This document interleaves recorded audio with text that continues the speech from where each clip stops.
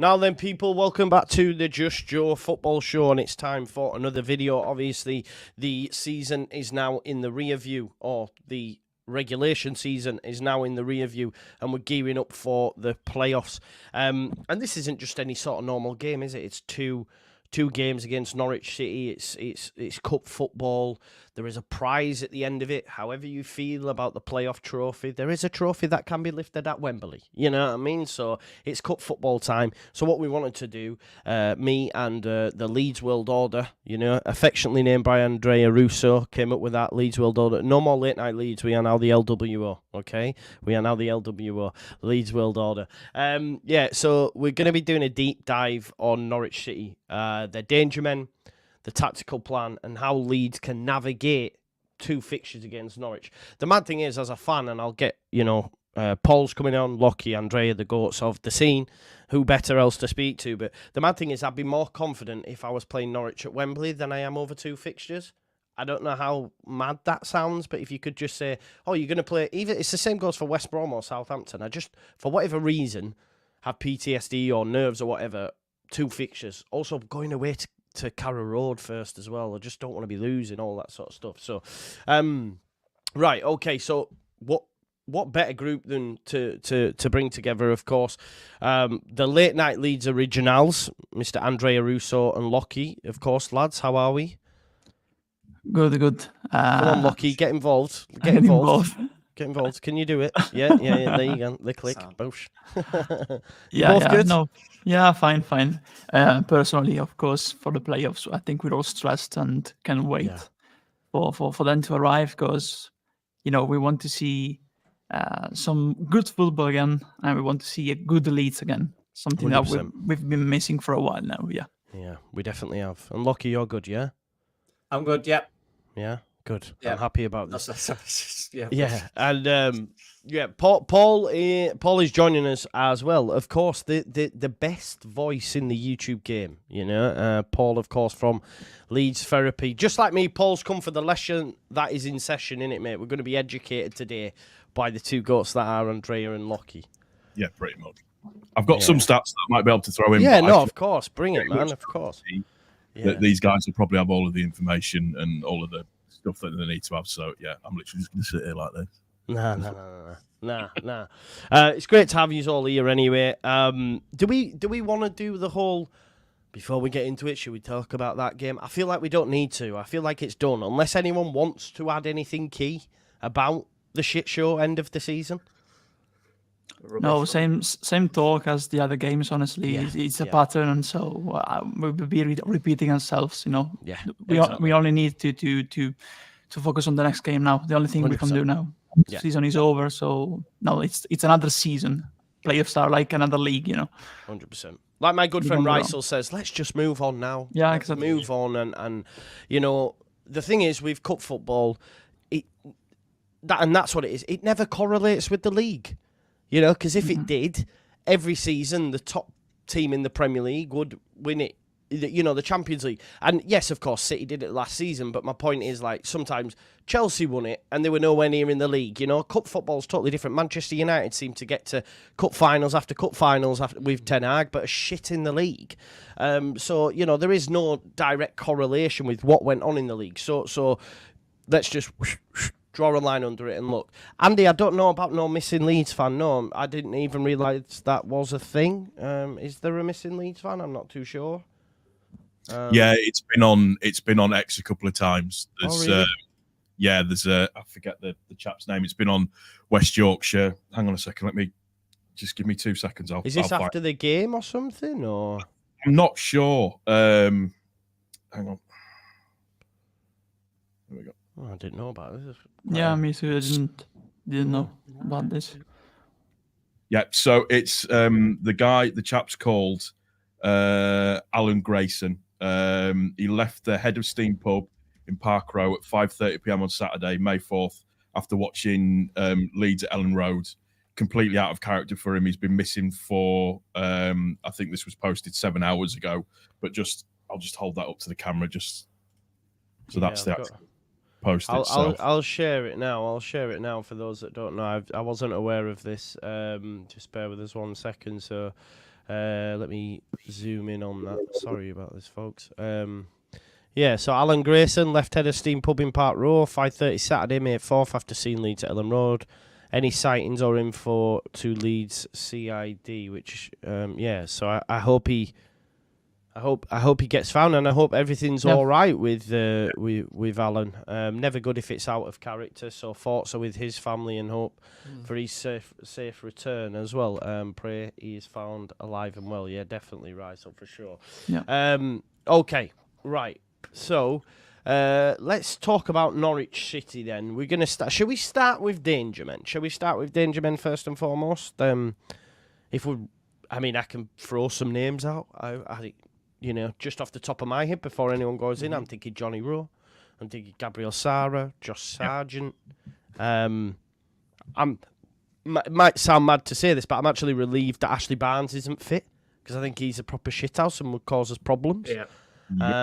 He's not fit, but yeah, Paul, any advancements on the names given?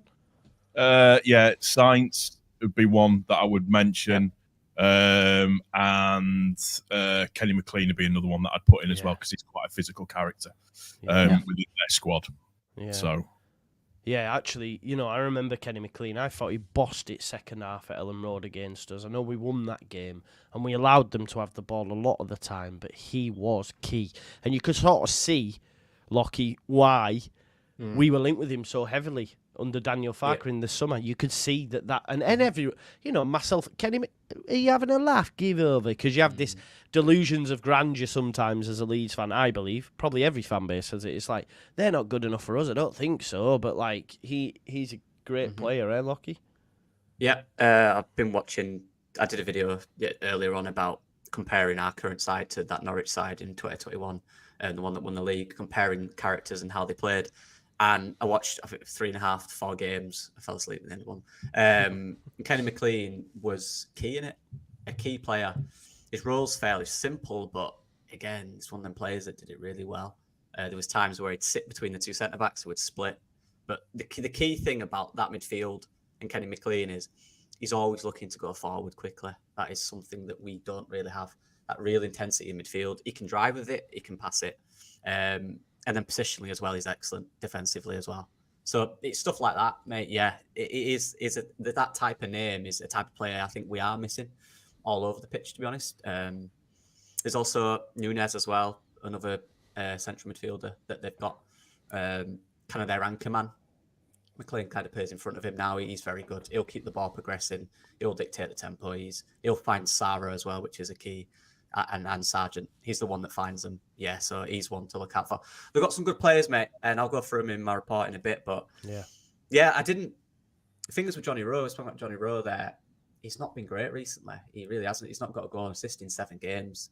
He's been on the bench. He's not been starting the last few games either. The guy from Talk Norwich City gave him the kiss of death when he said he was going to body Firpo. And then after that, he's been rubbish. Do you remember? Yeah, I remember. Yeah. That was it. Kiss of death. He's been rubbish since. He's not been great. He's been off it, but we can't forget his talent. He could turn it up in the playoffs. A lot of these players turn up in the playoffs, don't they? Even if they've been bad, and that's what I'm hoping some of ours do as well, mate. Yeah, for sure.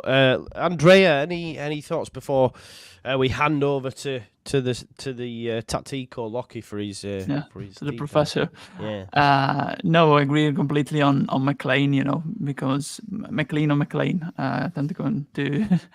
Potato, potato, tomato, tomato. It's all the same, bro. It's all the same. Yeah, McLean. Lockie put it out completely right.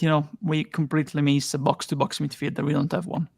Plain and simple. We don't have a box-to-box midfielder capable of progressing with the ball, but also bringing the physicality in midfield. Because the only one that can do that and can do what McLean and Nunez, because Nunez is also a physical player, and also Sara too.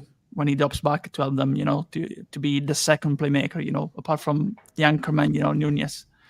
The only one that can match the physicality again is Ampadu for us in midfield, because if you look at Gruyev and Kamara, they are 2 completely different players, and I think they may suffer against this kind of midfield, right now, because it'd be an high tempo match for me, because they usually play especially with McLean. They have the opportunity to progress with the ball, to switch the side with Nunez, but also if they find the space with McLean, they can connect very quickly with Sarah, free roaming, in front of them, and in 2 passes they are in the final third. That's the difference. Apart from, of course, McLean, the number one problem for me is literally Sarah, honestly, because I think he's a Premier League player, honestly, for me. I really like him. Can play in all the 3 positions behind the striker. At Birmingham, he play on the right because they play with Nunez. I think they'll play, honestly, I think Rowe may start, honestly, and they bring in Sarah in the 10. Because the comparison will be, of course, between also physically, if you look at the 8 and the stature, Sarah and Rotter, that's the comparison, but they are 2 totally different players. Because Rotter, if he wants to play in the 10, he needs to study what Sarah does, because Sarah is like a second playmaker for them in the final third. And he has a good shot from the side, he's physical. He can do both. He can attack, he can defend, he can help them. He can be the extra man in midfield, and that's what we're missing right now, the extra man in midfield. So the number one danger for me for this type of game, the way they play, is completely Sarah, because he moves around, he brings the man with him, and he's like the third midfielder, but also an adjointed winger or striker, depending on where he starts, because he has a starting position, of course, but he moves around, he's very movable and versatile, so he doesn't have a stationary position. It's like an enigma in certain times. Yeah. So for me, the danger number one target man is Sarah for me. His stats back that up. Actually, he averages 8.05 when he's playing in the sort of number 10, just off of the striker role, and is 7.74 just off of the right as an attacking right as well. So he's definitely key danger man. Yeah, he's a player that's been given. Yeah, he's been given total freedom by the manager and total trust to basically do what you want. Kind of like Pablo did for us when he came on. He'd pick the ball up wherever he needed to and create play. Cantwell used to do it at Norwich. People about Buendia. Cantwell was underrated in that as well. He would be everywhere in the pitch, just picking it up wherever he needed to be. That's what we don't have that, or Farke hasn't got the confidence in our players to really do that. Jorginho did it at parts earlier on in the season, but recently you watch Jorginho, he does stay a lot higher. He doesn't tend to drop in different spaces. Again, that's about his ball retention isn't as good as it should be in those areas. So that is something we are missing, I think, for sure. Yeah, and that's one of the difference for me, actually, because if you look at the 2 managers, of course, it's very simple to say, of course, they are both Germans, But the 2 styles of football for me are very similar, but there's a main difference, I think Wagner has all the players capable of playing that this is in the system he wants to play. I think Farke has been experimenting all the season, for example, Pirot in a certain position, with Rampadou in defense, because he doesn't want to play with 2 tall physical centre-backs in Rodon and Cresswell, for example. I think we're missing players capable of playing in the way Farke wants to play in a certain position. So we are adapting players, but of course the execution is different. On the other hand, I think Norwich, of course, the talent they have in the squad is, of course, inferior if you look on paper at our squad, of course. But if you look at Wagner's system and the type of player he has, I think he has all the tools to play the football he wants to play, And he has also alternatives on the bench, because, for example, they have McCallum and Giannoulis, for example, on the left. So 2 different players, one more attacking, one more balanced, That's another difference for me, It's quite interesting you say that, because it has become apparent, and I know I'm guilty of it, obviously, and I think every fan base is, when you're winning games, sometimes you can get carried away. I know I can, right?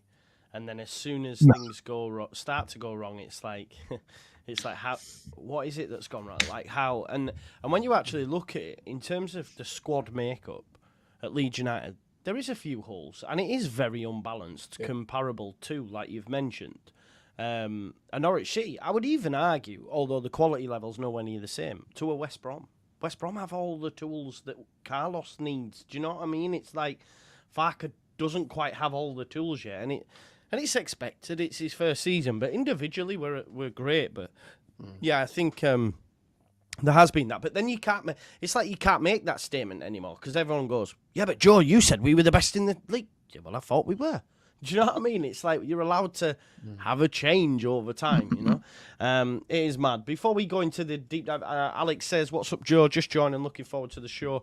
Leeds need to contain Sargent." Yeah, I'm not his biggest fan, but I think a lot of it's due to the fact that when we had Jesse Marsh, he was rammed down our throat like you would not believe. Like, sign Sargent, sign Sargent. And I was like, no. But yeah, he's had a really good season, to be fair to him, and they did improve when he came back into the side after an injury at the start. But yeah, let's Lockie, would you like to share your screen? Shall we have a look at Norwich City? Yeah. Any questions as well, folks, in the chat? Get them in. And I'll star a few, and we can pause them. We can chat about them and all that sort of stuff, and then we'll have a look on how we can beat this Norwich side, which we've already done this season. Canaries. Yeah, exactly. Right, let's. We have beaten them, but they didn't have this man in one of them, Joe. Yes, exactly. Starting with the guy you rate too much. Yeah. So yeah, if I'll start with, I've gone through two players I think are really dangerous, and within that I'll show examples of why, and that also links to the setup and the tactical setup we'll come up with. So it kind of merged into one kind of thing, and then I'll talk about us obviously and how we can exploit them. It's just a basic premise of the player. It's 26 appearances, 16 goals and 2 assists. That's 0.72 goals per 90, which is ridiculous. He started off the season really well. He got injured, came back, and he's been scoring for fun. He's not stopped. He's a player that really suits this system. He's so balanced in the way he plays. Like there, he's strong. He can play that game if you want. He's quick, deceivingly quick, actually. He's direct, which helps. And this is the bit that I'm worried about. Can play deep into feet, so he can come off the back line, play into feet in that whole area. He can also play behind during transitions. He's got a bit of everything in there. Smart striker who will find space in the box. Good finisher. Can also use his head. A lot of strikers, he's all around. Like, yeah, he might not have something that's excelling in a certain area, do you know what I mean? But he can do a bit of everything, and I'll get into it now. Yeah, this is just an example here, and this is something that, and I've circled Sarah there because this is what we need to look out for. You think you're in a good shape here, right? Yeah, you've got 3v2 in the box. Sarah's marked here, 3v2 out wide. Fine. No, not fine. Josh Sargent has identified that there's space behind these two centre-backs, as you can see him looking here. Gabriel Sara instinctively knows he's going to be there. Literally in the space of half a second, it's hit his head and he's got in the net. And it's stuff like this that we really need to be careful for, because Josh Sargent is a really smart footballer. Similar to, Patrick Bamford does do this stuff as well. He does identify where the space is in the box and he'll find it. Might not always finish. But it's stuff like this that we really need to be careful of. This link up, this player, and these are the two I'm going to talk about. But yeah, this is just one example of in the box, Josh Sargent recognizing space and finding it, and having a player like Gabriel Sara who can literally just cross it perfectly onto his head, and that goes into the side net in there. So that's one example of Josh Sargent and his threats. The second one is during transition. I think Andrea said it. 2 or 3 passes, they can literally kill you. So this is the counter press. So Stoke have just attacked. Norwich have won it back. They played it into this area. Sarah, who played it into there, and now they're out. 2 or 3 passes, they're out. And look where Josh Sargent is now. 1 pass later, they're in on goal. And this is the key, guys. This is what's important. If this is us attacking, and we leave anybody short in this area, we're finished. Just like Stoke were here. And this is the thing as well. Since the international break, we have been doing just that. Like, if you look at that Southampton game, how easy it was for Smallbone, for Armstrong, these players, it would go into the guy on loan from West Ham, what's he called, folks? His name, Flynn Downs. Flynn Downs would be Kenny. Downs would have been Kenny McLean in that picture there, bam, and they were away, and we have looked really, really porous. So there's something. Again, it's something that needs to be sorted, because prior to the international break, there were no spaces like that, So that's it, Joe. So in this area here, as Stoke, they've lost it. What we have to do, if we lose it in this area, we have to be so aggressive. We cannot let them out. Because if you're committing bodies forward, fine. Look, you want to win the game. But if our midfielders off it, not concentrating, which we've seen recently, our defenders are not on it or recognising that this guy here is a danger, this guy here is a danger, you know, the fullback here tucking in. If we're not on it like that, this is where Norwich kill you. This is where, I think Andre might agree, probably one of the best teams in the league for this, the transitional play. Yeah. When they win it back deep in their defensive half, they will kill you on the other end. So this is something we really have to be careful for, because we didn't have Josh Sargent against us last time. They didn't have that threat. They do now. Yeah, because he drops back. Yeah. He can one touch, passes the ball, and then he sprints in behind, you know, so he creates the advantage. And also what you show about Sarah, it's a situation they use very often, because Sarah doesn't give a point of reference, you know, doesn't give you references, because he constantly moves. So one man has to follow him. He may stay behind the two lines between the defense and the midfielders of the opposition, or you can drop outside, like in the case that you showed, you know. I also saw that he does that with Sargent, but also does the long ball for the winger from the left, running in, cutting into the area, the long ball on the, how do you say, the back post, you know, the far post, on the far post. So you create another advantage there, because if the ball gets to the winger, then you have the striker, and like we see before, you have another one of the two midfielders following them. So you have a situation where you can either pass the ball in behind, back to the arriving midfielder, or pass it through, you know, to the striker. So that's a situation they do very often, that one. Do you think as well that's what Farke's got in his head for Sargent to do? For Pirro to do what Sargent's doing? Is that what he wants from him, do you think? But he just doesn't have it. Well, that's it. Like, Pirro's not quick enough to do. Exactly. You know, that's the difference. Respectfully, he's just not quick enough to do this. No, and that's where Bamford can be effective. We can all argue about his finishing, of course we can, but in these areas, this is where Bamford is really effective. And I'm going on to the next one there. Yeah, so it's something in this area. If we lose it high up, we have to have a shape behind. And this is, we'll get into the low block and why we did it, but this is a reason why I think we did it, to avoid these transitional situations. Because without this, Norwich are not as good as they are during transition. So on this bit where that comes through, what we need to be looking at is it. This is where Gruev becomes key in this type of situation, to try and mask that ball coming through, but also our right back needs to then come across to cover the run from their player, like McLean coming through the centre. We need to move across with the ball, which is what we haven't done in the last few games, where the defence and then the right-hand side of defence just hasn't been there. Gruev's not been there. And then you've got in the centre of midfield where Kamara's not been well enough. Archie Gray's probably knackered at the same time as well. So that movement of players across to try and block that transition coming through, in the last few games, it's just not been there, has it? No, absolutely. It's been reactive, I think, defending in transitions. It's been really, and just to clarify, so I keep saying transition. Transition is just when one team loses possession, another team gains it, and they go on the attack. That's what counter-attack, innit? It's a counter-attack. There's also another thing, lads. You see the number 8 of Stoke, you know. Let's just say that the number 8 is Gruev, you know. Then imagine Kamara near the left winger, you know, of Norwich. In recent games after the international break, like where you have the light blue, you know, arrow, usually when Gruev goes, when we lose the ball, Kamara follows him. That's the problem. So you leave a gap. There was an occasion against Watford where it was blatantly clear, and also against I think it was Blackburn, when you go, Gruev goes on one side, and Kamara follows the man. Doesn't look at the space, so we are overbalanced on one side, and if they switch the side, then they create the advantage again. That's another problem of our midfield recently, you know, the positioning defensively.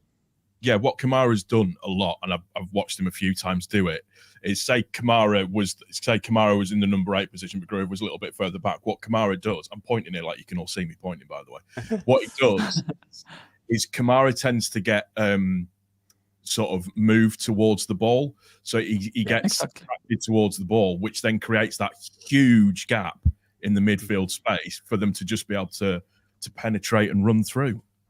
Yeah. honestly, midfielders are worry for me in this. Them two, or whoever it is in there, has to figure it out. Because if we're in this situation, Norwich will be clinical. They're very good in these situations. Here's another one. Look at that. That is ridiculous. And that's in the space of like a second. Like, that's really quick. Don't think they're through. You're in trouble. Another one, and this is again, we're still talking about Sargent here.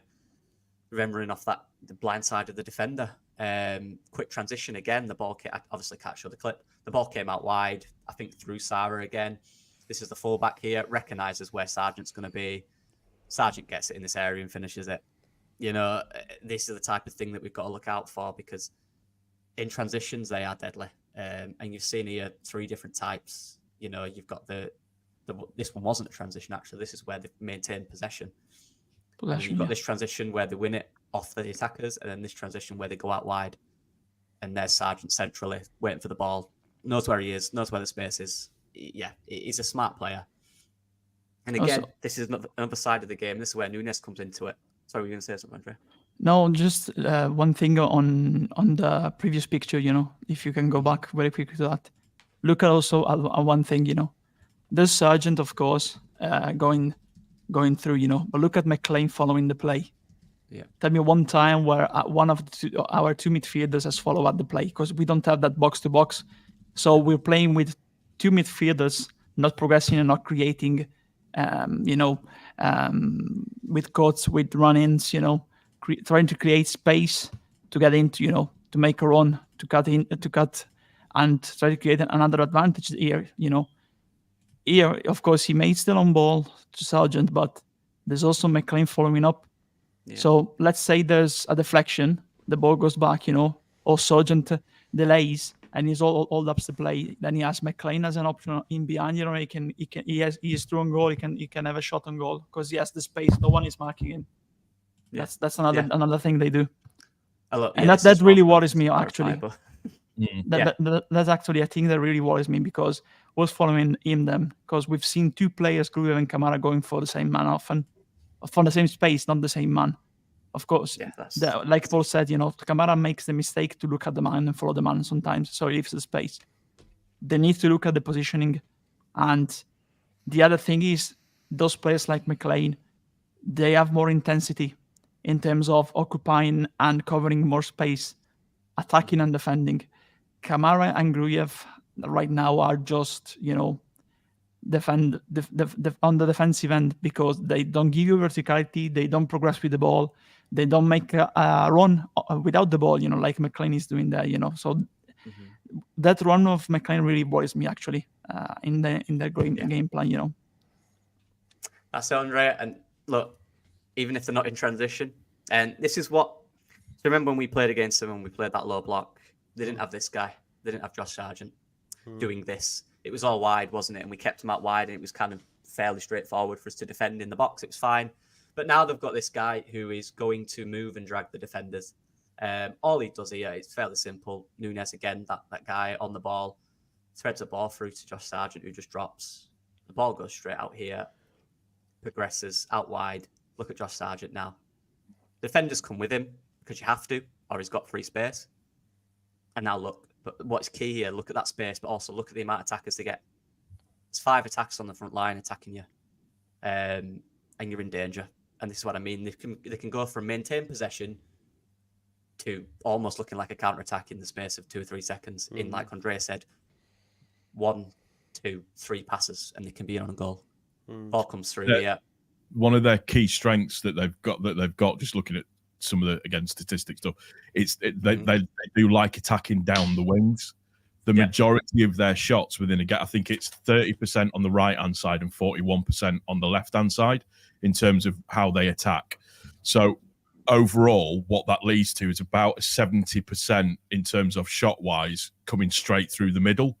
So balls coming straight into the box. This is where Gruev, that triangle, and we're surmising or maybe sort of putting the idea out there that it's going to be Gruev, Ampadu and Rodon, they need to be so aware of that ball coming over into the box. And then at the same time, the right back and the left back also need to be aware to cover that at the same time, just to make sure that they've got enough coming through there. Yeah, exactly, Paul. Tracking in this game is going to be huge. You can see here, every guy needs to know who they're marking because there is attackers attacking, and this is a playoff. People, they're not going to hold back. When they get a chance to attack, they're going to go for it. They have done all season. They will especially do it here. It's going to be open in that sense, and they play with it. Like Paul said, most of Sargent's goals come from crosses, as I've already shown 2 examples from similar situations. So this is a danger. We cannot allow this any space in the box for Sargent, and we are in big trouble. Hits it. He actually hits the post, and it comes back to him and he scores. But you know what I mean? Like, the idea's there. Look, arriving at the back post with space. Yeah, they will kill us if they do this, and we don't stop it. The worst thing is as well, again, post-international break, any team we've come up against has been able to find men free in the box. Yeah. You know, I know we don't want to do Southampton, and we've moved on from it in a sense, but it's almost like I think it was Rock or on Leeds that said it was almost like Jesse Marsh-esque in terms of how many players were waiting at the back post to put it in the back of the net against Southampton. You know, so that's fair. yeah, I think there has been a lot of that of late. That even when balls come across, it's like there's a force field, and Leeds players move away from the ball and allow it to just be tapped in. You know. Well, the first goal for Southampton, every single person that was defending got attracted to the front post, to the near post. Yeah. Everybody got attracted to the near post. There was then 3 players unmarked behind. Yeah. Could just run straight in and get a tap in. I think it was Smallbone Armstrong and it might have been Carl Walker-Peters all like stood jogging on the spot at the back post. I was thinking, what is going on? I could not believe it. All that needed, honestly, was one leader and that line to organise. Yeah. There's 8 players between the ball and the 3 players at the back. Who's organising that? Who's saying there's 3 players at the back? No one looked. Everyone was ball watching. Yeah, exactly. Yeah. I was fuming with that one, mate. That's probably not the worst goal we could see all season. I thought it was horrific. But yeah, so this is what they'll do, and run to the other man, and this guy is Josh Sargent is very effective. He will score goals. He will find areas in the box, but this guy is key to every build-up. Again, you can go back to this build-up. It was part of it again, driving in those spaces, creating overloads out wide. Again, we can talk about the first goal as well. You know, he was part of this build-up, a key part of this build-up. Go back to the first goal, a key part of that build-up. Gabriel Sara is, for me, one of the best players in the league. And it's, as I think Andre said, one of you said, could easily play in the Premier League. I think that's fair to say. He has unbelievable balance. From central midfield, or he just play on the right sometimes. 46 appearances, 13 goals, 12 assists. And I've got his heat map here, but I've highlighted these red areas because, like, further back, he's all right. He can pass it and move, but it's when he gets in these areas is where he's ultra dangerous. And these are the areas where we really need to sort out. Technically gifted, quick thinker, excellent shot, can be part of a build-up, can also play high during transitions, and a top passer as well. Basically all round attacking midfielder, the guy you want. And here it is again, as Andrea said. So what they've done here, and this is something that we have to get right. So all Norwich have done in the blue, they've baited the press from Preston. They baited it. Preston are pressed. And look at the space here. Absolutely massive. And look at these 2. That's Kamara and Gurev. Now, this is the problem because this is where Norwich play. They want you to press. If you press with your front 3, they're just going to find these spaces in this middle area, and they've done it. And they get the ball out here. So now in this position, look at the space between the front 3 and the midfield. One more pass and they're in. And this is it now. Gets to the fullback. Look at the amount of players they have on that back line already. And that's Gabriel Sara. Look where he is, in between. Difference of pace too, you know. Yeah. Even if they catch up, there's a difference of pace and physicality. That's the other thing. Yeah, it's from being pressed to literally one pass later, you're in big trouble here. They've got 4 against your back line. See, this guy here now has to engage the fullback. And if he engages the fullback, Gabriel Sara has all this space to play with. Plus, what Gabriel Sara does is says, I'm pretty good at football. I'm going to do this myself, which is another thing that he can do. He turns 2 of these, and now he's in on goal. Now he's in. And look at the guys here. They've got 2 guys ready to attack 2v2 in the box. And that's in the space of 2 passes. 2 straight passes as well. It's not even creative. It's just they baited the press. They beat the press. Gabriel Sara moved out wide. And now he's running at goal. And look what he did to these poor defenders, by the way. He cut Look how many inside. players. Look how Yeah. many players. 1, 2, 3, 4, 5. 5 in the box. He put that guy on his backside and put that guy on his backside. This What's the guy likelihood of us man marking him, do you think? The tough thing about that, Paul, is who is smart enough to follow him. I don't know if we have that character. I really don't, because his movement is incredible. It's smart. He'll find spaces, and I just don't know if we man mark him. If it's a central midfielder like Kamara, for example, or an Archie Gray, then there's that extra space in midfield that they have, like wingers like Rowe will tuck inside and create an overload in midfield. I think it's one of them where wherever he is, we just have to make sure whoever's closest to him is close to him and foul him. Don't let him drive past. Like in this position here, he absolutely does these two. That's got to be a foul. Do you know what I mean? That's got to be pulling. I don't care. Because it's from this position here, and it's 2 passes, and they're in.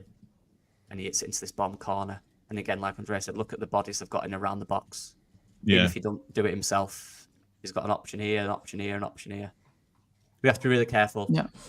You know what? Transition. The more I watch at these slides, the more inside me grows the sentiment of hope that Paddy Parker want, of switching to a 3 midfield, honestly, 4-3-3, without the number 10. Because you need to play pound for pound in midfield, and they always have with Salah the extra man. So the other problem with man marking him is if you give this task, to either Gruev or Kamara, you lose a man completely in midfield. So it's a one-man midfield. That's the problem, because the number 10 doesn't track back. If it's Trotter, we've seen that he gets a little bit lazy, when he needs to get back because he's not used to play on the defensive end. The number 10 position for Rotor is I get the ball, go back to take it. If I am successful in turning around, that's my game. If I'm not successful, I don't know what I have to do. And right now, it's that, unfortunately. Right now, he's really struggling for me in that position. So with this man moving completely, they have 3 men in midfield, and that's the worry for me. So honestly, if I were the manager, but I'm not, of course, I would play with 3 midfield, honestly, against them. But I think Farke will stick to his ideas, of course, because their standard formation throughout the season has been, for Norwich, it's been 4-2-3-1, so very similar to exactly the same as what ours is. But they've had Sarah sat deep in that formation of 4-2-3-1. They've won 19 and lost 12. So that gives me a little bit of hope. Don't worry. There's another side of Norwich that we'll get into there. That we can exploit. That does give me a little bit. One thing that there is. Don't worry, Oliver. Yeah, I've noticed in terms of when you look at it, what they do like to play high up the field in terms of their player positions throughout the game and everything. Because what we were struggling with a lot throughout our matches was the team we were playing against, bar 2 of their players, were always in their own half. Or statistically, Norwich, it appears that there are more players in the attacking role from a percentage point of view as the game kind of wears on and the game kind of plays on. It's just they're the little bits that just make me feel a little bit more confident now that you've, for like the last 20 minutes, just put the fear of God up for how they play. But don't worry. We'll be all right. Just to carry on from that, sorry. It just says, in terms of strengths and everything, just looking at it, it says attacking down the wings and creating chances through individual skill, which is, that's Sarah down to a T. Creating scoring chances as well, attacking set pieces, finishing scoring chances. And apparently they're very strong at shooting from direct free kicks. So this guy again, yep. Yeah, it will be. He can do it all. He's very good. He is very good. But we'll move on from him, shall we? He's scaring me a bit. Here we go. Right, a bit of positive there, right? So there it is. They'll kill us on transition. We've got to watch out for Josh Sargent. Gabriel Sarah will go out wide to create overloads, right? That's basically it. They'll use the wings. They'll get balls in the box to Josh Sargent. They'll look for Sarah. They'll look for overloads, midfield runners. Transition is the main one. If we can contain the transition, we have a much better chance. We just have to keep the big players quiet then, which is easier said than done. But let's look at them defensively, shall we? This is where we have a bit of hope. We have some quite good players too. So here it is. Shots against this season, 4th. Wow. So again, and there's a key aspect here, and it's I don't think a lot of their players enjoy defending. I really don't. I think they've got maybe 1 or 2 that enjoy defending. The rest don't like it. It might be in all right shape, but if you get out that shape, it falls apart. And I'll show you some clips and some things. It's quite interesting, mate. There at the top, obviously, shots against the other 3 teams were all one of them relegated, and Plymouth and Blackburn could have gone down on the final day. Obviously, they stayed up, but it's quite telling that they're in down there with them teams. You know. Yeah, they are defensively. They are not great. Goals against looks it's not 10th, about 10th. But you look at expected goals against, and then you just behind Joe's badge there. Sorry, I'll remove that, mate. Sorry, right. 1 sec. 4th worst in the league, which means teams are missing big chances against them. They will give you chances to score. You can exploit them, and look at the 4 teams around them in both these situations. Yeah, Expected goals against is teams are making chances against them. They're creating big chances, and I'll show you why. So one thing, their mid block. They defend very narrow. This is Middlesbrough. That's our boy Luke Ayling over there. And I can imagine Leeds being in this situation. Fullbacks are going to be. Can I just add? Sorry, sorry, because this is where my agenda comes back in. Every time I hear that man Luke Ayling speak, the revisionism now by some fans who were saying, "Be all right if we had Luke Ayling." I've had messages, and I'm not digging these out, but I've had messages. To the playoffs. Exactly. Can he play in the playoffs? And I've had so many people come back and say, oh, Luke Ayling, what? And I was like, I've been saying this. When people say, oh, he's League One. Come on, as a squad player, he's even scored goals for Leeds this season. He went to Middlesbrough since the turn of the year. He was up there with the most assists in the league. Yes, defensively, he was pretty poor at times, but you know, for a championship right back as a squad option, need I say more? Anyway, I'll leave that there. And this, you're right. There's more on the right back in a minute as well. But this is it for me. And what I liked about Middlesbrough, and this is what we can do. So the game against Middlesbrough, 2 very similar styles actually. They took a risk. They know that these Norwich players don't enjoy defending. They don't like it. So what do? You put players on them. You create chaos in the box or in and around the box because they don't enjoy it. You know, if you're quick and you move around these players, they're not going to follow you. They're not going to track you. And this is what Middlesbrough did really well. Look how wide the fullbacks are, and look how narrow the front 3 are. Basically, man for man in the box on the back post, identifying that if the ball comes in the box, these guys are not great at dealing with it. So what they did, the centre back here gives it out wide. Ball comes back in here, and look at them both ball watching. It's clear where this pass is going to go, and it's clear where the space is. This guy has no idea. And again, talk about Gabriel Sara. In these positions here, he don't like it. He don't enjoy it. If he wins it back in this position, he's deadly. But as a defensive unit out wide, not ideal for him.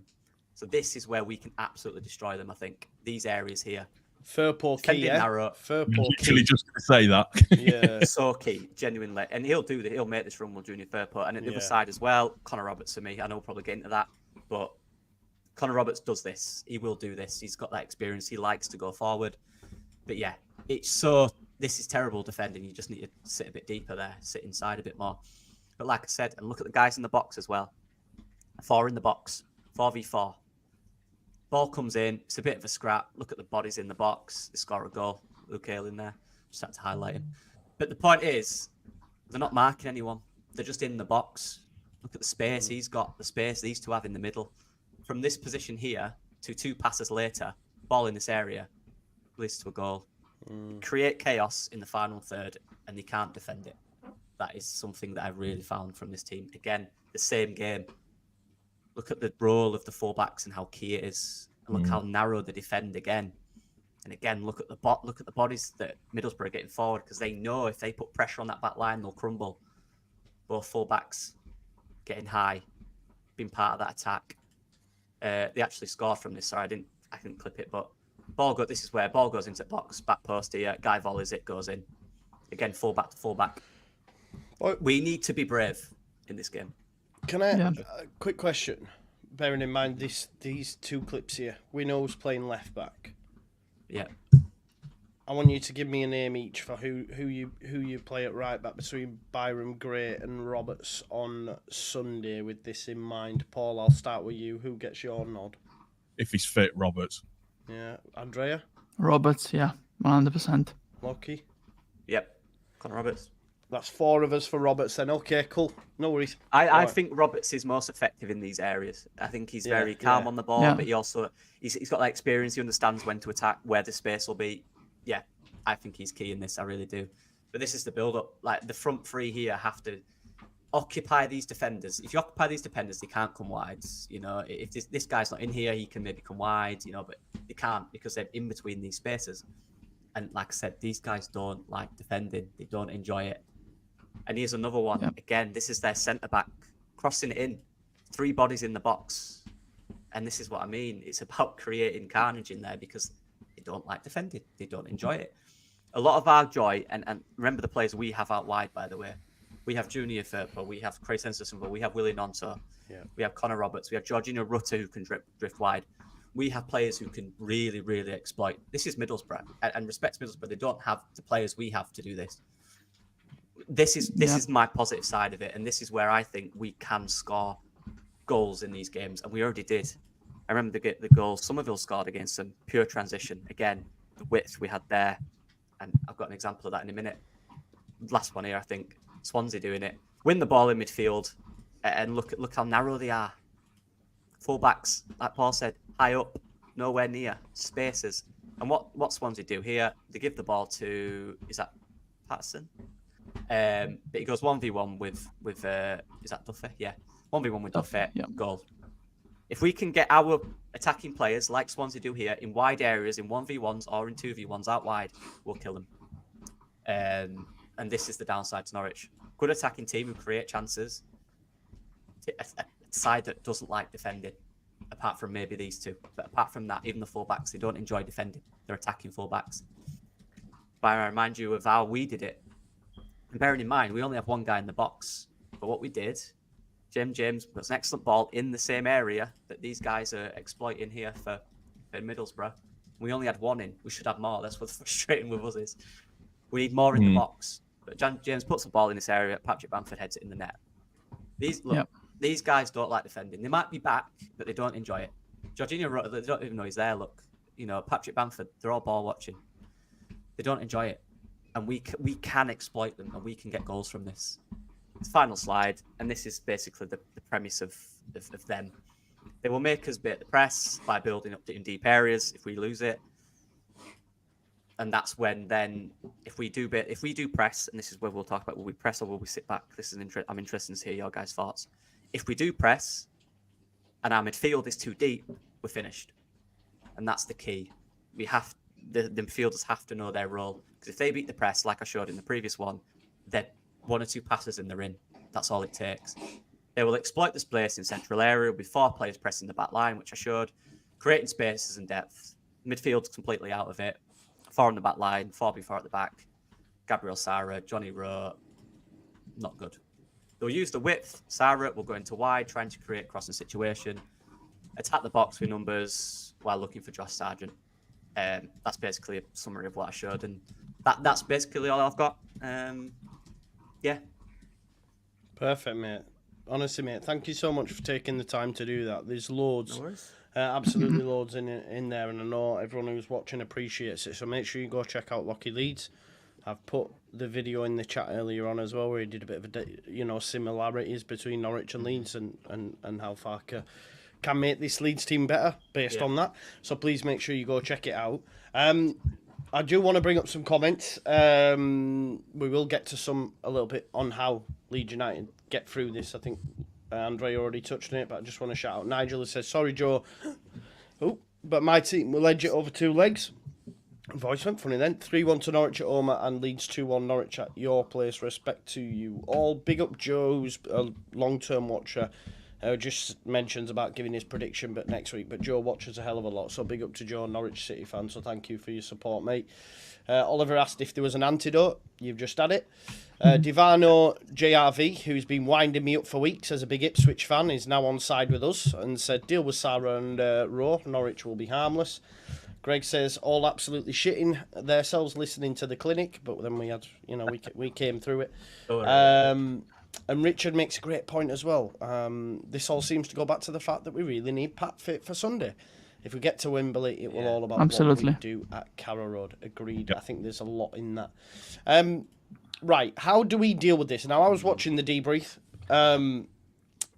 before I came on. I'm allowed to say that now that me and Connor are friends. I was watching the I was watching the debrief, and they were mentioning this 4-3-3. And Andre, you touched on a 4-3-3. Is that something you would advocate? Do we think Farker will? Is that how we deal with this Norwich side away at Carrow Road? Honestly, I'll play with a 4-3-3 because if we stay with the usual 11, making no changes, considering maybe that Bamford comes in for Pirot, but you keep Rotor in the 10, I think we'll struggle massively with the usual formation, the usual system, the usual tactics, honestly, because they will have more intensity than us. They will come at us pressing high, I had some slides too, and if you want, I can go through them very, very quickly, not very deeply, because Oki summed it up very perfectly, But yeah, I think there's also the thing that if you change maybe the formation, I won't play with Rotor, honestly.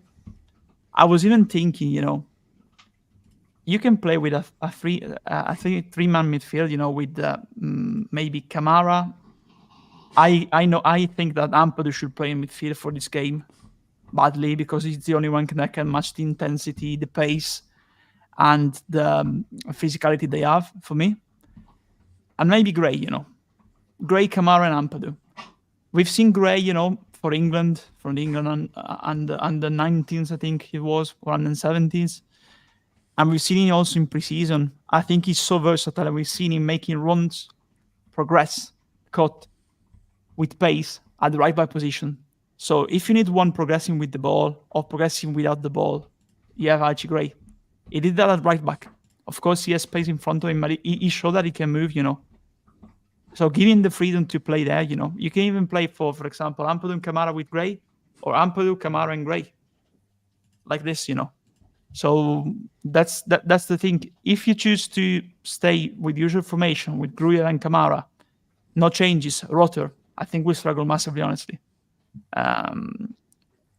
Honestly, it's like that. If you want, I can go through very, very quickly, Joe, about those 100%. Those ones, let's see where it starts. The first one, basically. Here we go. They mean you, mate, not locks. Locky locks. You know what I mean? Just to put up there, big up locks. Can you all see that? Yeah, I did it like in 10 minutes because I got home after eating sushi. Cheers, guys. So no arrows, no circles, So I'm like the B team in comparing to the Locky. This is the Wish version of what Locky did, actually. So I watched that. I watched their game against Ipswich because a lot of people say, but they lost at Birmingham. Okay, you need to consider that Birmingham was fighting for relegation the final day of the season. Yeah.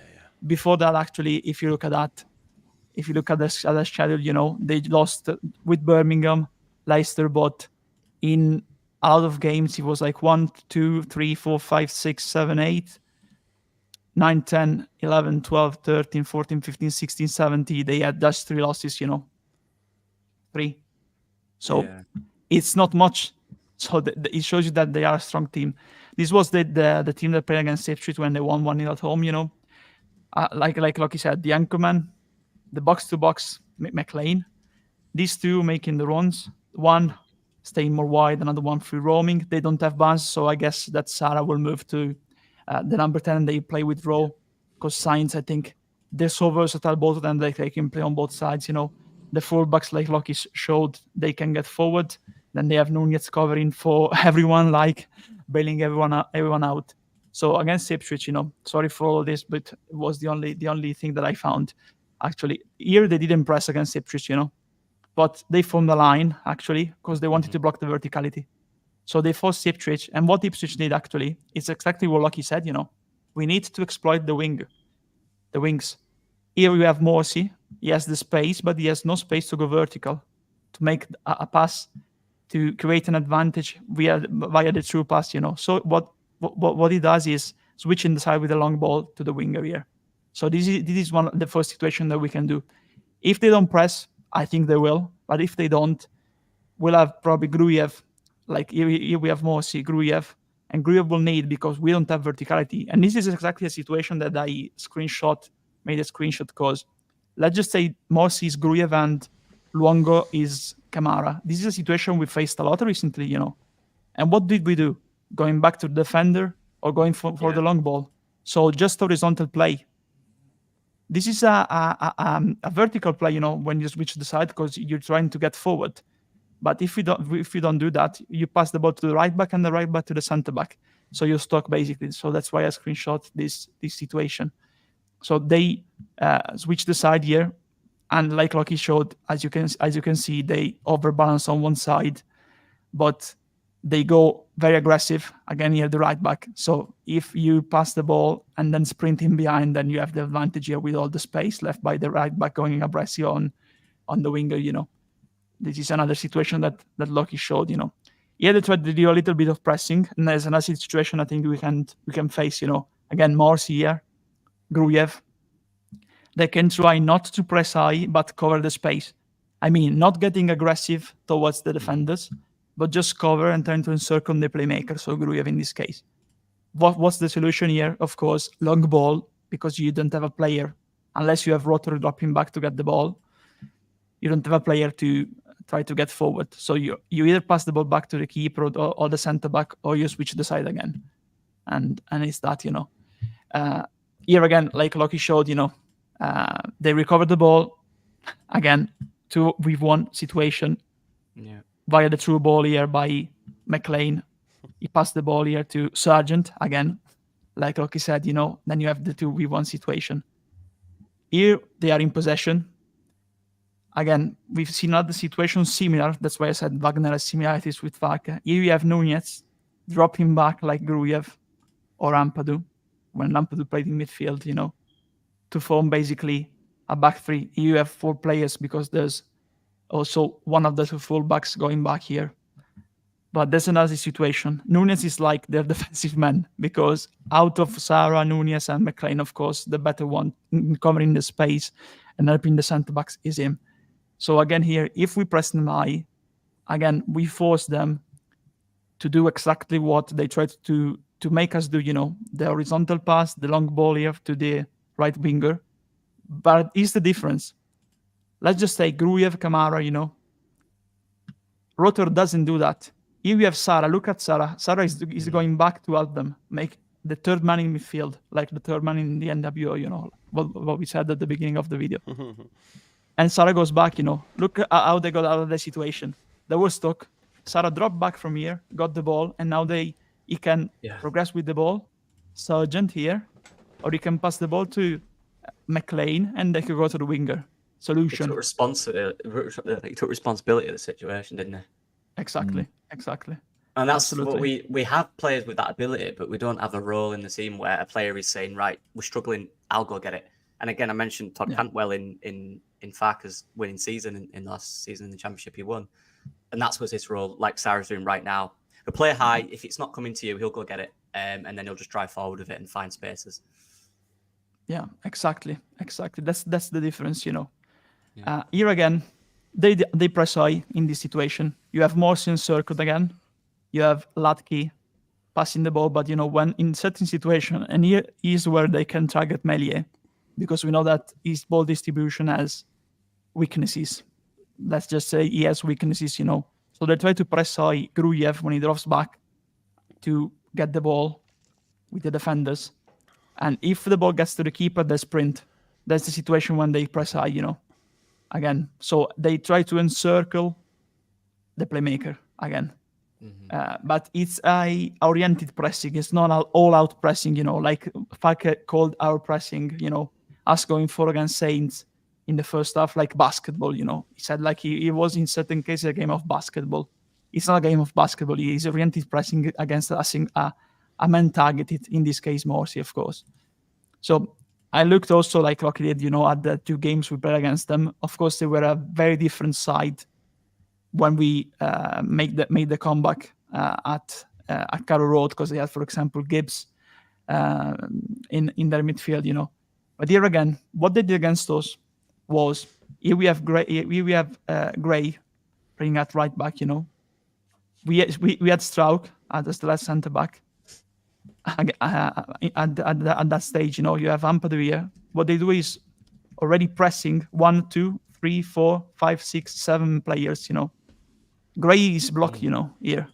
So they try to press when they lose possession. They try to press, and force a play from us, because the only solution is either trying to cross the ball long or go back, but they will do also the pressing, to Ampadu. Ampadu is a little bit of space here, but look at Pirot. Look at where Pirot is here. It shouldn't be here. We shouldn't be in a situation when the number 10 is there. In our half.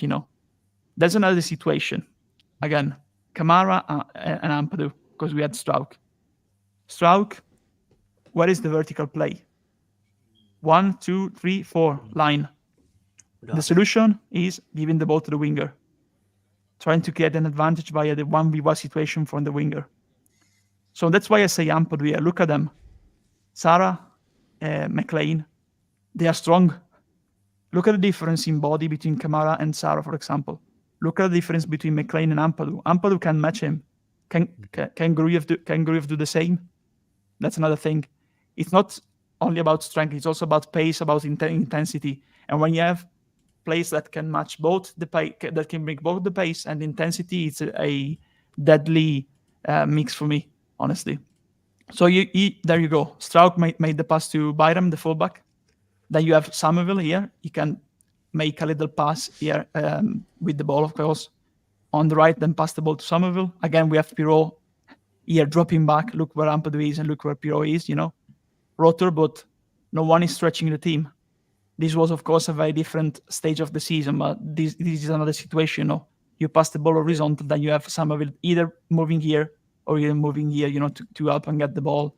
But then you have to pass, of course, the ball either to Pirot or Rotor. Just on that, Andrea, that's been a big issue for me all season. So you see when Byram's got the ball there, you see Rutter and Somerville are in the exact same space. True. And that's the problem for me.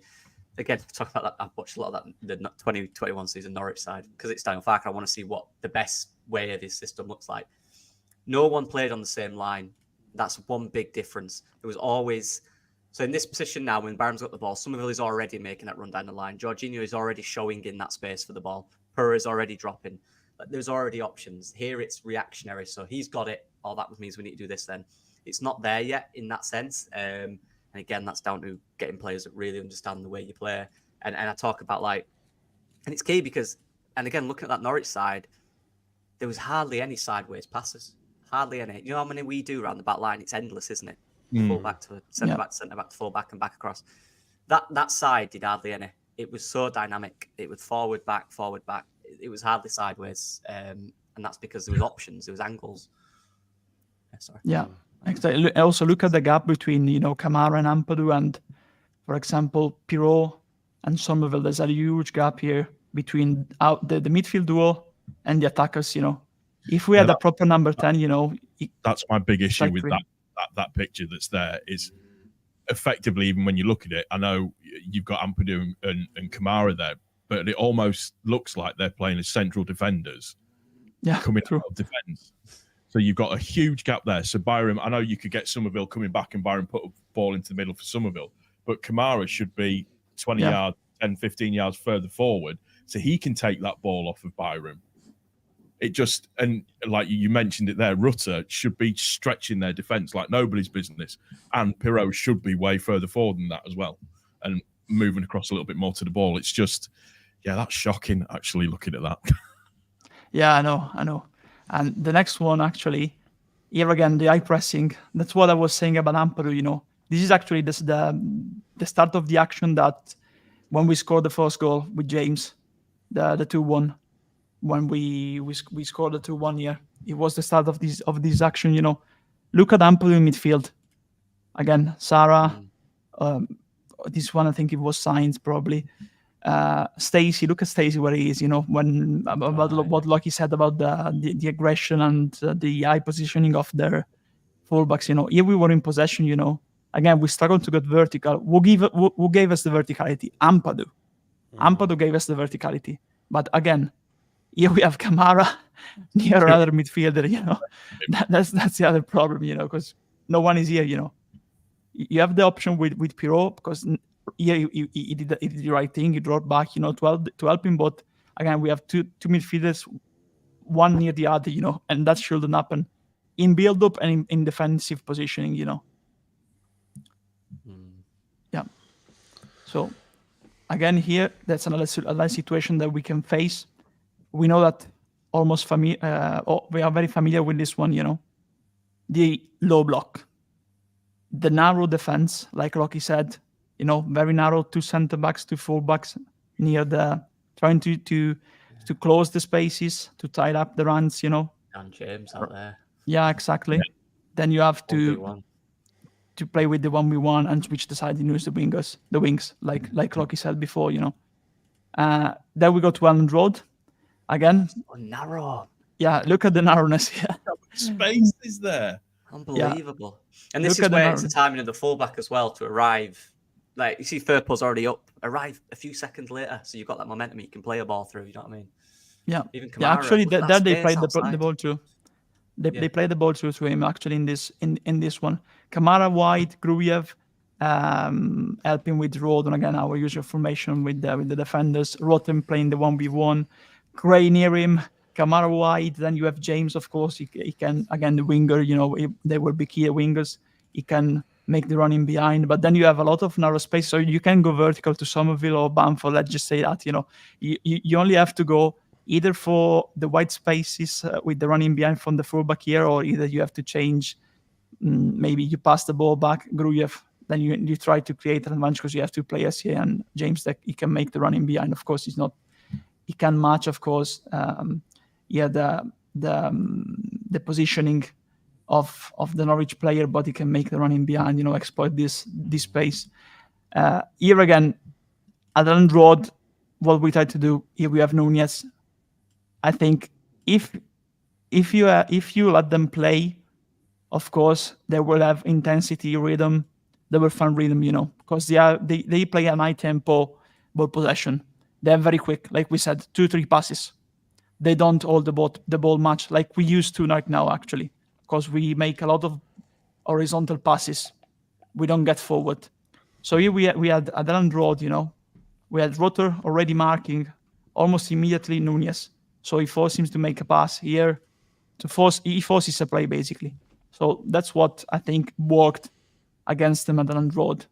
The number 10, when the number 10 going right into their playmaker, trying to force the play from them, something very American football, but that was it was, Again here, high pressing from us with Nunez, Rotter following him, and we had Kamara there. This is risky, honestly, because you have Gray, Rotter, Somerville, and then you have Kamara going out of the line. If they make the true ball, there's Sarah here, and he has space to go behind. Yeah, that's the other thing. The last final 3. Again here, another situation, dropping back, Rotter. Then you have Kamara, Somerville. There we cover pretty well, I think. Yeah, that's all right, yeah. Honestly. But, of course, the other solution is that we emulate them, Rodon and put the Firpo. So the solution is switching the side, because there's a lot of space here to make the running behind from Stacey, basically. So it's like a game of chess, There's a solution that could work both for us against them and both for them against us, honestly. And this is one of them. Here we were attacking, actually. Rotter, again, Firpo, like Loki said, fullback. Then we have Anthony, actually, fullback and wingers. This is the key part, because look at Stacey. Stacey was aggressive, right wing back. Rotter turned, Stacey left behind by Rotter. 2v1 situation where you can pass the ball to Firpo and Bamford can make the run. Anthony can go inside the area, Final one, again, another thing that I really like from Mustang and Rod was when they try to get out, because look here, Nunez marked, then you have, of course, one player, but we're trying to block the space to their playmaker, Another thing that I like is that we forced their wingers to go back to take the ball, but we had our fullbacks following them immediately. Look at Firpo here. Basically, Rowe gets back, and this is the kiss of that, like Joe said, Firpo was literally attached every minute of the game to Rowe. Rowe goes back, Firpo gets back to get into him. He proper pocketed him that game, by the way. Yeah, He really did. Amazing that game. Yeah, it was. Yeah. I remember it because obviously things were said about, and I just remember thinking Johnny Rowe got absolutely bodied that game, to be fair. So more of the same. Paul, you were saying while they were going through that initially that you were bricking it a little bit. Mm-hmm. How are we feeling now? I'm still a little bit. If we were in form, you'd be more confident, right? But it's the form, isn't it? The thing is that if we're on it and we're aggressive from the start and we play to our strengths from the start, then I think we sweep them aside if we are that way. But the problem is that, and that's no disrespect to Norwich, but the problem is that if we are playing anywhere like we've played in the last, since the international break, we could be in trouble. I agree with maybe potentially doing the 4-3-3. I'd maybe go to a sort of, one thing that I was thinking was going a slight step further was looking at it where when we go into the attacking phase, when we've got the ball, that it would be maybe a good idea for us to move to a back three with Firpo coming into the midfield to help out a little bit more, because he's so good. He's so good at that attacking aspect of it. But it's then, do we have the trust in the defenders that we have? So say it's Ampadu. Ampadon, I like what you've done there. Ampadon. Yeah. You've made it. How have we not? How have we only just come across this now? I've got a Ampadon. shirt next week, though. Yeah. So you've got that three of the Roberts, Ampadu, and Rodon together. Are they going to be strong enough to combat what's potentially going to be coming through? It's a weird one because I can't see him making massive wholesale changes for the playoffs. He's very much, he sticks to his guns, and that's the problem that we've got. Yeah. The issue that for me that we've more than anything is the mentality of our squad. I think somebody said it in the comments as well that there's only 3 players in this squad that have played more than 36 games in a season. Yeah. So it's a long old season for them to have to play, and just everything must get to them at some point. You see the stuff about online where people are making rumours up about there's a split in the camp and that Peru and Somerville don't like each other because Somerville didn't celebrate the Peru goal at the weekend. It's like, no, he's just being professional. Let's get back and let's just go again. It's just there always seems to have to be some sort of ulterior motive, and we all crack on with it. And I'm a firm believer in positivity, and they see what's going on, they see what's being written, and they see what's being said, and it must be difficult. And I also think that they did, once they knew that it was 2-0 to Ipswich, I think the players did check out of that game completely, because and it's not the right thing to do, but it's that they don't want to get injured. They don't want to do anything that's going to jeopardise them playing in the next game. Now, we would all like them to run the backside off and do everything that they can to get the points that we need to get to win the game. But in the grand scheme of things, there's 3 games potentially coming up that are more important. So it's just, let's wind it back a little bit for that.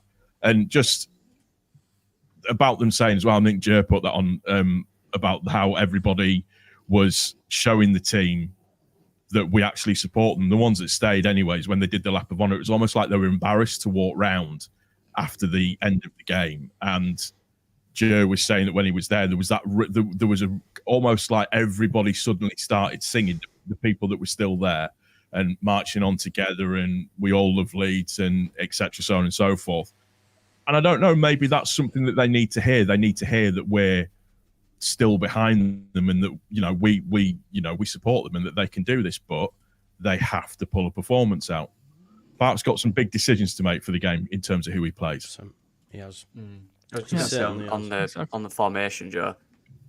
Yeah, look, 4-3-3 is my favourite formation. I absolutely love it. But I think, given the fact it's only been, what will it been 8 days between one game and another, it's not only the attack, you've got to think of the out of possession as well. These are things you've all got to work on to prepare for the game, and then you've got to prepare for the opposition as well. It's a lot to do in I guess, 8 days. It is a lot to do. There's a lot of more added kind of information you have to take in to completely change your role, especially if it's a midfield three. You're marking different people, your positional is different, But yeah, look, in the future, like I said, 4-3-3 is my favourite formation. I love it.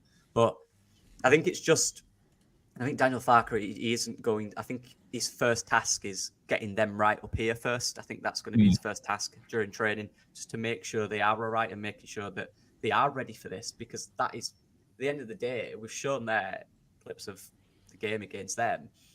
At the end of the day, it's the playoffs now, and you can change all these things, but if the players are still not there mentally, they've still not got that extra you need to wear this badge or wear the shirt, then you're not going to win the game. Like we said, Norwich are aggressive. Norwich are an aggressive side. They will attack a lot. They will run off you. We need our players to track. We need our players to work hard. We need our players to be aggressive. These are the things we need first. Oh, I agree. Like I said, I'd like to see a 4-3-3. That midfield balance will be much better with 3 in there. Let's be honest. Yeah. We've struggled with that. We really have.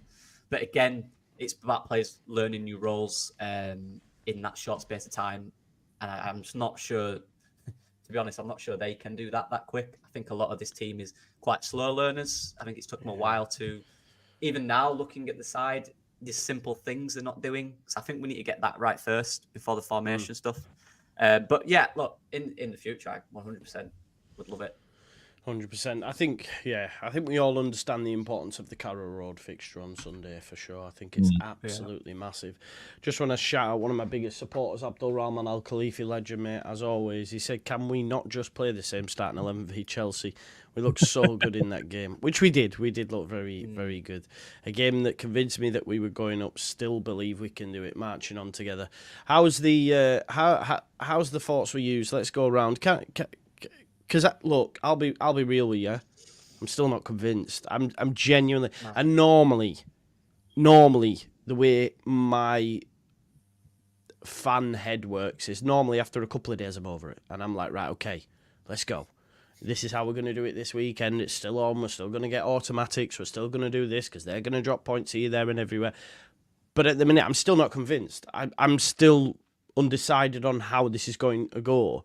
So at the minute, my confidence is still on the floor with it. I'm still not convinced that we will beat Norwich over 2 legs, which is wild because we should be able to. We're the 3rd best team in the league. I would argue, for me, we're the best team in the league, which I know people tell me is wrong because, we finished 3rd. But, yeah, I don't know. Maybe it is wrong, but I'm just... Yeah, I'm still not convinced. I do worry about Norwich City. I do worry about losing this first fixture and knowing how heavy the shirt is at Leeds and needing a win on a Thursday night. I would almost like to play the home fixture first on the Saturday than having to go play at Ellen Road under the lights on a Thursday night at 8 p.m. knowing the pressure is on us because we're 2-1 down or something. It just like, The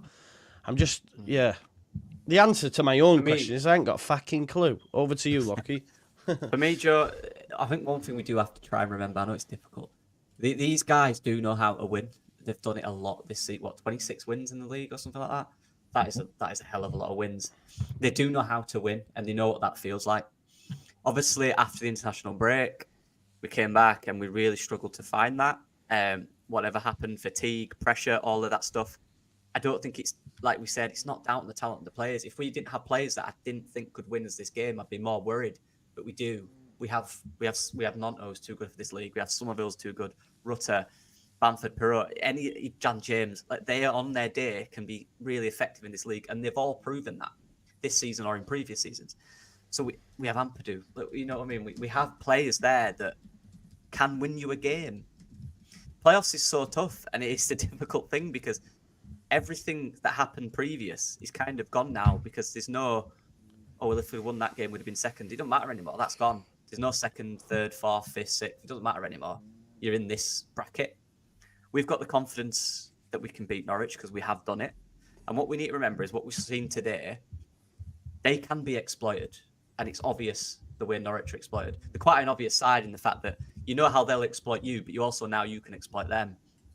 And that's something that, we've been playing against teams recently who've changed their shape against us and stuff like that. So it's kind of been a bit iffy how we break them down. But we kind of know how Norwich will play. And we have to take confidence in that. And these guys, and it sounds so simple, but these guys have to just realise how good they are. Like Paul said, the entire stadium singing the names after. Yeah, and they all seemed a bit, oh, are they? Oh, they're still backers. Of course we back them. Of course we're nervous. Of course we don't believe because of what we've seen recently. That's normal, and they need to understand that. But they also need to understand that we do back them. We all rate them. We all think they're good enough. So they need to notice that because they are good enough. Look at man for man us in that Norwich side. It should be a wipeout. Most teams in this league, it should be. But that's down to them. That's down to their mentality. That's down to how they see this game and how they think they can win. Because at the end of the day, come on, we've got an opportunity to go back to the Premier League.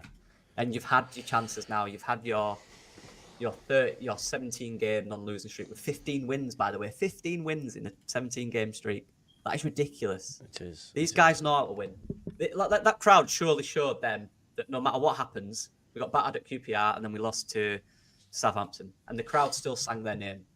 Surely that's confidence that you can go out with freedom. Surely. Yeah. You know what I mean? I think the fans back the team every time, honestly. I think genuinely, from hearing people that were at the ground and the press, I think, and like Alison says, almost like the players were shocked by it. You had the players apologising and that, and I think Graham Smith said if this doesn't get them up for the playoffs, then I don't know. I don't know what will. I tell you what I am finding funny is all the Ipswich fans are now my friend again because they want to see us beat Norwich. So it should be fun on Saturday, provided we do that. Andrea, where's your head at, mate? Just to finish up. Honestly, I would like to see some changes in the starting 11 because I think that if we keep playing the same footprint, the same pattern, the same tactics as the recent run of games, I don't see it positive for us, honestly.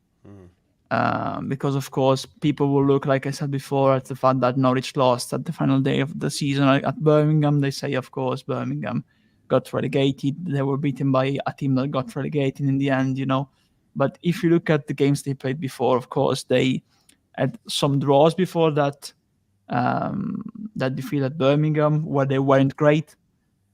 But honestly, I think that especially in 2024, they showed some good football. They showed intensity. They showed mentality.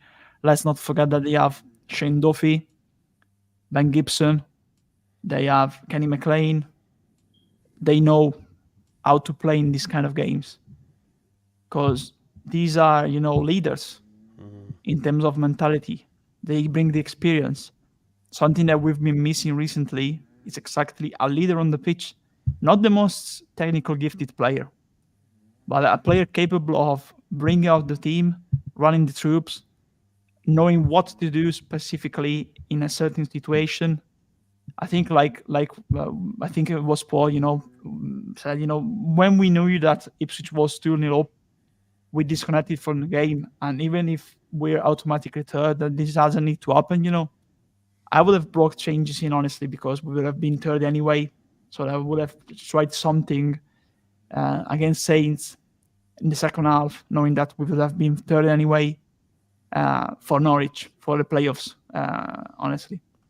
I would like to see some changes to see how certain players that are right now forgotten, they may come in. I know that the changes probably won't be there, but I think that if they don't happen, we are in trouble, honestly.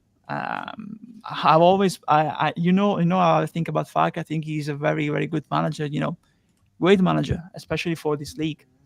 But The mistake that he made, honestly, for me, it was that he was too stubborn to stuck with a certain way of playing football. It was great when, if you look after West Brom, he made some tactical changes, like the number 6 dropping back, the fullbacks staying more wide, like the back three when we are in possession, the number 10 moving more between the lines, with Rotter. And that really implemented our great run that we made, the unbeaten run. After the international break, it looks like the teams have figured out how to stop that. They have taken the countermeasures.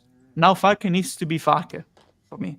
Needs to do exactly what he did after West Brom. He made tactical changes. He brought new faces into the team. And that's exactly what he needs to do. He needs to find another tactical adjustment that can rebalance this team. Because before that, after West Brom, after those December, basically, when we had those, wrong steps in our path, he knew that something wasn't working because it was clear. He made the adjustments in the new year, and that worked perfectly because we did that unbeaten run and we were great. We dominated those games. We were great in those games, honestly. Apart from Leicester, probably where we were great in the final 10 minutes. We should have been probably 2-3-0 up for Leicester at one point, but that's football. We didn't concede in the end. They made great misses, and in the last 10 minutes, we turned the game around. But all the other games, we were the better team, honestly, for me. Yeah. After the international break, we were never the better team for me. Never. Even when we beat. Say as well. Yeah. Sorry, I thought to stop my bad. No, Sorry. go I just on, want to say as well on this. I'm seeing the chat saying like we need to play this, we need to play this. I agree. Changes are good, but if the mentality of the team is what it's been at the end of the season, ain't no one on that bench going to change the entire way the game works. These guys need to be all ready and prepared. If they're not, it doesn't matter if Jose starts up top. It doesn't matter because this is the team game. This is a team here who is all struggling. Every single individual is performing lower than they should, right? That has happened at the end of the season. Every one of them. The manager's got stuff wrong. Every player's got stuff wrong in the game. Basic stuff. I'm talking about communication, tracking your man. If we don't do that, it doesn't matter who you play at the end of the day. So they need to get that right first. Do you know what I mean? So that's how it works. If you bring a player in and everyone is doing their role in the team, perfect. But no one's doing their role recently. That's the problem for me. It goes before all this. It's the basic stuff, and I've talked about this all week. It's the basic principles of football that we haven't been doing in the last few weeks of the season. Just tracking your man, communication, leadership. It doesn't matter you could put Joseph up top. It's not going to change the situation the entire team's in, is it? You can put Messi up top. He's not getting the. You know what I mean? It's. That might be different. That's a terrible example. He can win you out. But do you know what I mean? The mentality of the team is vital first. Everyone has to be on the same sheet. Everyone has to understand the situation. If we go behind, they have to understand that they can all still win this game. Look, and that's it for me. Changes are great, and we can talk about them, and maybe we will at some point. But right now, I just hope those players that we saw at QPR and Southampton have gone, and the players that we brought in, the guys that we saw in that winning streak, are here because we need them first before we talk about changes. We need our actual 11 to be there, present, and not this ghost of them. Yeah. For me, it's a mix of the two. It's the attitude problem, like you said, but also I think the way we're playing with certain players will struggle because we play certain players with this system against Norwich, honestly. So it's a mixture of the two for me. It's a middle way, in the end. But for example, Andre, so we turn up, like imagine we play, for example, we play Matteo Joseph, he starts, right? Imagine. Yeah. But then every single player on our pitch has less aggression than the Norwich players. We're finished, right? That's the base. We have to get that bit right first, and it's all right. Matteo might come on, he might be sharp, he might have all the aggression in the world, but if all the others that have been through this tough period that have not shown that aggression in recent weeks don't have that, we're going to get battered. So we all have to be on the same page. But yeah, I agree. Look, I'd welcome changes. I would. I really would. I want to see some of these players. To be honest, I wouldn't mind a Dan James, but I knew you're taking out. But I want to see these players. I do. I want to see what Matteo can bring. I want to see what he's like in these big moments because I feel like he'd like him. I feel like it's his type of game. But the entire squad now in this break, hopefully, has had that reset. Yeah, like that's my biggest hope. Yeah, absolutely. let's obviously we've done an hour and a half, man. Always the long ones these. And it's Paul, Leeds United. yeah. Let's finish up with your thoughts, mate. How's the confidence, mate? After I'm always kind of a glasses half full kind of guy, or at least I try to be a glasses half full kind of guy. The mentality side of it is the thing that's the most important thing to me. We have the players with the skill to do it. We need Somerville to stop thinking about playing for Liverpool. We need Nonto to stop thinking about who he's going to have a row with next. We need Rutter to pretend that his hernia is still trying to fall out, so he comes back to the player that he was as it was falling out when he was playing. We need everybody to be on song. We need them to be doing the basics and doing everything right at the right time. Because at the moment they've not been doing that. The past few games they've just not been doing that. I think we'll all get a really good impression with inside the first 20 minutes of the match as to how it's going to go. I think if we're on it and we're absolutely chomping at the bit and we're doing everything that we need to do like we have done in other games, then we'll all be fine and happy. I think it's key we score first. I think it's key we get the first goal. But I also think, should that not happen, they have to be able to not crumble, because one of the things that Norwich are horrific at doing is holding on to a lead. That's one of the things that they're most noted as one of the worst things that they can do is hold on to a lead. They just can't seem to do it. So I'm feeling confident-ish, but not massively. I'm probably in the same camp as you, Joe. I'm sort of... Yeah, I hear it. I am very nervous. I want to believe. I want to believe, but I need them to show me something to make me believe, and that's what I want to see from them. I fully believe in the talent. I fully believe in the talent of all these players. It's just the temperament and what we've seen recently. It's really making me nervous. Yeah. Imagine. Obviously, Sunday comes around and we beat them 2-0. We're fucking on cloud 9. We're on cloud 9. So that's how quick it can change. I think. Oh no, that'll be me then. I'll be back, mate, banging my chest saying, "That's it, man. Bring on all comers." I just need them to lift me because, like you say, since the international break, they've done anything but. We had a shed of light against Middlesbrough. Thought that might carry us through, and obviously it didn't. So we need something, and I think, Paul, you bang on as well in terms of the first 20. I mean, it was the same under Bielsa. You could tell within the first 20, 25 minutes how Leeds United were going to get on that game, unfortunately. And once we set in of having a stinker, we continue to have a stinker. You know what I mean? It never really changes tactically. Bring Barry Douglas on, won't we? And then it's just always the same, man. Always. Or Tyler Roberts. That's the thing that's important for me, particularly, and this is the big thing about Bamford playing. If Bamford's there, and then you've got Roberts at right back as well, that experience and somebody that's lippy at the same time as well. Somebody that will shout and somebody that will kind of cajole and pull people together. That's what we've really sorely missed in the last couple of games as well. 100%. Right. Before I up it, let's leave it there because we've already done an hour and 33 minutes. I forgot just how long the scouting reports take, I'm like... Well, listen, big up to everyone that stayed the whole time. Those that have dipped in and out, thank you for all the love and support. Make sure you check out these amazing channels. And, of course, make sure you follow Andrea on Twitter. And you can always catch his musings here on Not Another Leeds pod with Danny and everywhere, man. He's everywhere. So please... show some love to these guys because it takes a lot of graft, and I'm really, really grateful. Know as well, obviously, they create content on their own channels as well, right? So you need to go over and share some love over there as well, please, if you haven't already. It's a great community we've got. We're quite lucky as a Leeds United fan base content creation community that we're all sort of in this together. So it's great. So please do go and share the love. Don't know what the rest of the week looks like, folks. It's pretty quiet. There was links to Gus Heyman this morning. It was a perfect opportunity for me to stick a vid out, but yeah, like... For me, it's not, mate. Nah, you don't like that one? Local derby on Friday. Oh, right, the big one. Yeah, like Man United, it's like against Man United here, so... Good luck on that one, man. It'd be mental, honestly. Yeah. Good luck with that one, man. Good luck with that one. I hope you come out on top. Reggiana, yeah? Yeah, Reggiana. against Parma. Yeah. Yeah. Fuck off, Parma, yeah? Oh, dear. Big up Reggiana. Big up Reggiana. Although Parma have had some ballers down the Yeah, down they the got years. promoted now. They got promoted, and Okay. we stayed up. So it doesn't really matter for the table. But Yeah. you know what? 82 games in history. This will be the 83rd.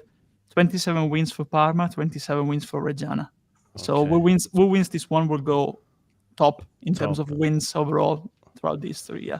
Come on, Reggiana, and Yeah. Fafangul Parma. no, no. Fafangul Parma. I respect them. I respect them. I don't have to. Fafangul Parma.